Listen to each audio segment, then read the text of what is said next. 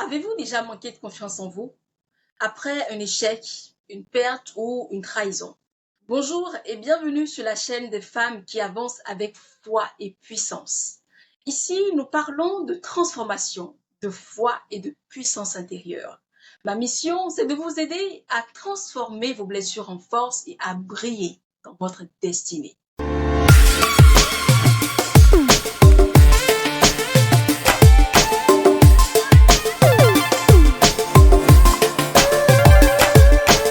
Aujourd'hui, je voudrais vous parler d'un sujet qui nous touche tous, à un moment ou à un autre de la vie.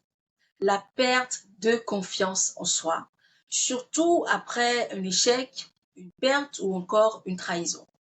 Et si vous êtes là, c'est que vous cherchez sûrement à vous relever, à guérir et à vous réapproprier votre valeur. Et je veux vous dire que c'est possible. Ensemble, nous allons explorer comment. Alors, la première des choses à faire pour retrouver confiance en soi, c'est de reconnaître la blessure. Vous savez, il n'y a pas de honte à admettre qu'un échec, une perte ou une trahison vous a blessé.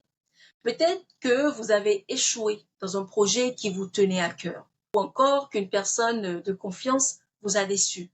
Mais j'aimerais que vous vous rappeliez ceci.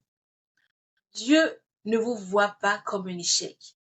Il vous voit comme une œuvre en construction, une personne qu'il aime infiniment. La deuxième chose à faire pour retrouver confiance en soi, c'est de trouver sa valeur en Dieu. Dans Ésaïe 43, 4, Dieu dit « J'ai donné l'Égypte en rançon pour toi, la Nubie et Séba en échange de toi.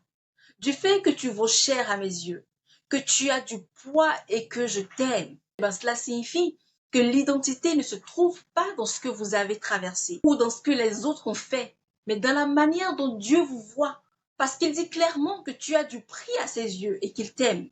Passe du temps dans la prière, dans la parole, pour réapprendre à te voir comme lui, il te voit. La troisième des choses à faire pour retrouver confiance en soi, c'est de se reconstruire petit à petit. Peut-être que tu ne te sens pas capable de faire de grands pas pour l'instant, et c'est normal. Mais commence par de petites choses. Par exemple, fais une liste de tes qualités ou des fois où tu as réussi, même dans les petites choses. Et rappelle-toi surtout que Dieu est le potier et que tu es l'argile. Il peut tout restaurer, même ce qui semble irréparable. La quatrième des choses que je te conseille de faire pour retrouver confiance en toi, c'est de pardonner. Le pardon, c'est un outil puissant. Si tu te sens trahi, le pardon est une clé essentielle à ta libération. Pardonner, contrairement à ce qu'on pense, ce n'est pas dire que l'autre a bien agi, absolument pas. Pardonner, c'est plutôt déposer ton fardeau entre les mains de Dieu. Et Matthieu 6, 14 nous rappelle que Dieu nous pardonne à mesure que nous pardonnons aux autres. Il dit, en effet, si vous pardonnez aux hommes leurs fautes, votre Père céleste vous pardonnera à vous aussi. Mais si vous ne pardonnez pas aux hommes, votre Père ne vous pardonnera pas vos fautes. Alors aujourd'hui, ose dire, Seigneur, je choisis de pardonner. Cinquième chose pour retrouver confiance en toi, c'est de reprendre confiance en agissant. Tu sais, la confiance revient par l'action. Ah oui, fais un premier pas, même s'il est petit.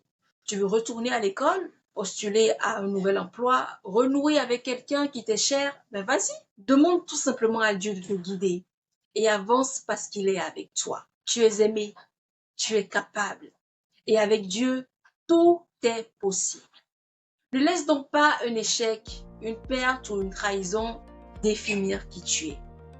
Aujourd'hui, choisis juste de te relever, de te reconnecter à celui qui t'a créé et de faire confiance à son plan parfait pour ta vie.